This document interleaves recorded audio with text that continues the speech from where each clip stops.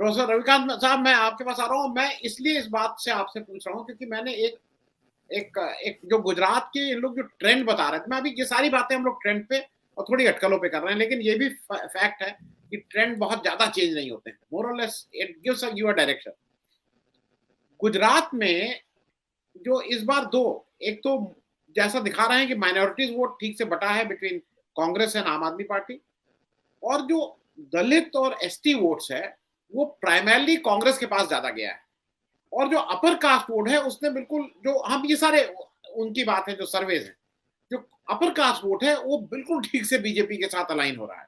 तो क्या आपको लगता है जो ईडब्ल्यूएस और ये सब था, इसने अपना काम कर दिया है जिस वजह से उसको लाया गया था? It has work because upper caste को कहीं कंसोलिडेट करना था जिससे वो बीजेपी के साथ अलाइन बने। डेफिनेटली ये तो इशू है ही, लेकिन मुझे लगता है कि उससे ज़्यादा बड़ा इशू उनके लिए वो हिंदू राष्ट्र, राम मंदिर, धारा 370 और खास करके नरेंद्र मोदी की अपनी ब्रांडिंग और उनका अपना वो स्टेट होना, ये ज़्यादा बड़ा प्रभावशाली कारण रहा होगा, खास करके उन सवर्ण जातियों के लिए, क्योंकि वो उन्हें लगता है कि ये हमारी पार्टी है, अगर वो कुछ नुकसान भी करती है तो भी कोई दिक्कत नहीं। तो वो अगर 20 की उम्मीद करते हैं, अगर 18 पे भी हैं तो भी वो बीजेपी के साथ जाएंगे, क्योंकि वहां पे उस पूरे राज्य में जो जो भी सत्ता है वो उनका आहित उस तरह से नहीं करती है, उनको उनका एक तरह से ये कहे कि ना ईगो सेटिस्फाइड होता रहता है। और जो दलित आदिवासी है वो ऑब्वियस है कि कांग्रेस पार्टी के साथ रहेगा।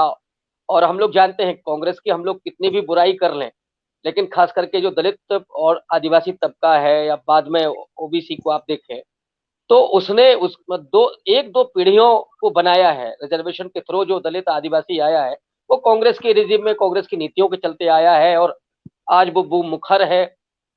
बीच में सामाजिक न्याय की पूरी राजनीति हुई, इसलिए वो कांग्रेस में ज्यादा उसका भरोसा है बजाय भारतीय जनता पार्टी के।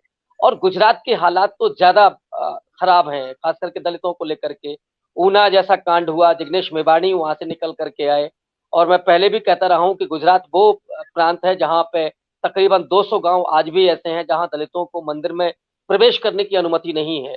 आर्थिक हालात उनके बहुत बदतर हैं, उनके पास जमीनें नहीं है, मकान नहीं है। वो जो पूरा गुजरात का ब्रांड दिखाया जाता था कि गुजरात में देखिए डेवलपमेंट नहीं, डेवलपमेंट इतना ज्यादा हुआ है, मोदी ने तो वहां स्वर्ग ला दिया है, लेकिन वो उसमें दलितों के, आदिवासियों के हालात जो हैं वो हम सब देख रहे हैं। जो भी पत्रकार गए हैं मैंने उनके जरिए वो वीडियोस तमाम देखे हैं कि आज भी बहुत बुरी हालत में वो रह रहे हैं। और मुझे लगता है कि बीजेपी के आने के बाद उनके हालात बदतर हुए हैं, बेहतर नहीं हुए। तो इसलिए वो चाहता है कि कांग्रेस पार्टी आए, इसलिए वो चाहता है कि कम से कम उनका उत्पीड़न नहीं होता है, या उत्पीड़न होता है तो उसके बाद एफआईआर तो दर्ज होती है, कोई कानूनी कार्रवाई तो होती है। लेकिन इस रिजिम में कोई कानूनी कार्रवाई नहीं होती, उनको न्याय नहीं मिलता है। तो इस वजह से वो डेफिनेटली कांग्रेस पार्टी को पसंद करते होंगे। लेकिन हम लोग जानते हैं कि ये मसल पावर का इलेक्शन है, मनी पावर का इलेक्शन है, तो उसमें बहुत सारे लोगों को दूसरे ढंग से प्रभावित किया जाता है। तो, कुछ वीडियो आ रहे थे जहां रैली में लोगों को लाया गया जिनको पैसा दिया गया। तो ऐसे वक्त पे लोग पैसे के जरिए भी, और कांग्रेस पार्टी की जो कमी रही है या सामाजिक न्याय की राजनीति ने जो मुझे लगता है कि আহিत किया है, वो ये है कि जो वोटिंग राइट प्राप्त हुआ उन समाजों को, उन हिस्सों को जो वंचित तबके थे, उनमें वो वोटिंग राइट को लेकर के वो चेतना नहीं पैदा की कि ये हमारा सबसे बड़ी हमारी ताकत है। और ये धीरे धीरे ये क्षरण हुआ और लोग वोट बेचने लगे या दूसरों के प्रभाव में वोट करने लगे। जबकि आप देखिए जगजीवन राम का एक जमाना था, या कांशीराम साहब का एक जमाना था, जो वो कहते थे कि वोट हमारा, राज तुम्हारा नहीं चलेगा, नहीं चलेगा। या मायावती जब कहती थी कि साहब पहले खाना नहीं बनेगा, चूल्हा नहीं जलेगा, पहले वोट जा करके पड़ेगा। ये दलितों में वो चेतना दिखाई पड़ती थी। गुजरात में इस तरह का कोई स्कोप नहीं है, लेकिन कांग्रेस पार्टी और खास करके गांधी जी, वहां आज भी हरिजन शब्द चलता है दलित की अपेक्षा। कि जगनेश मेवाणी जब से आए हैं तब से थोड़ा दलित शब्द वहां निकल करके आया है, लेकिन आज भी वो गांधी का हरिजन है। और गांधी से या कांग्रेस की आइडियोलॉजी से उसको उम्मीद रही है। लेकिन 27 साल से वो सत्ता में नहीं है, तो ऑब्वियस है कि उनके हालात बदतर हुए हैं। और इसी वजह से वो एक उम्मीद से देखता है कि कांग्रेस अगर आती है तो हमारा थोड़ा भला होगा, हमको न्याय मिलेगा और समता और इसका व्यवहार होगा। प्रोफेसर रविकांत साहब, ये अमिता जी की इच्छा है कि वो 99 ना करें, इच्छा और वो अलग अलग बात है। मैं इसलिए कह रहा हूँ क्योंकि मैं मेरा फिर से वो प्रश्न वो आपसे भी वही रहेगा, 99 की 100, आप तो शिक्षक हैं, पासिंग मार्क्स 112 कि 99, और खड़गे जी ने एक एक अपनी अलग से छवि बनाई जो जो कांग्रेस के लिए इंपॉर्टेंट था, नहीं तो वो रिमोट कंट्रोल प्रेसिडेंट बोले जा रहे थे। रविकांत साहब। देखिए, पासिंग मार्क्स तो मेरे हिसाब से वो 99 होगा, क्योंकि पिछली बार उन्होंने वो जीता था। लेकिन अगर वो जो 112 उन्होंने बाद में किया था, वो उसको भी अगर वो लूज़ करते हैं, तो मुझे लगता है कि बहुत बड़ा सवाल खड़ा होगा, और ब्रांड मोदी पर और पूरे बीजेपी पर जिस तरह से हमला उन्होंने झोंका। अ, खड़गे साहब का जहाँ तक मामला है, वो अमिता जी ने उसकी तरफ इशारा किया, उनकी पृष्ठभूमि ने अपील किया।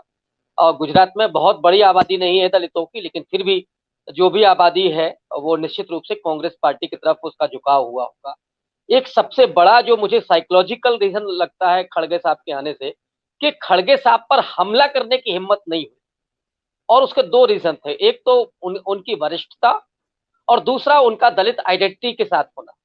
इस वजह से आपने देखा होगा कि खड़गे साहब ने जब वो अपना वक्तव्य दिया था कि आपके 100 सिर हैं क्या? तो बीजेपी ने जो पलटवार किया, वो कहा कि अरे सोनिया गांधी और राहुल गांधी ने ये बयान दिलवाया।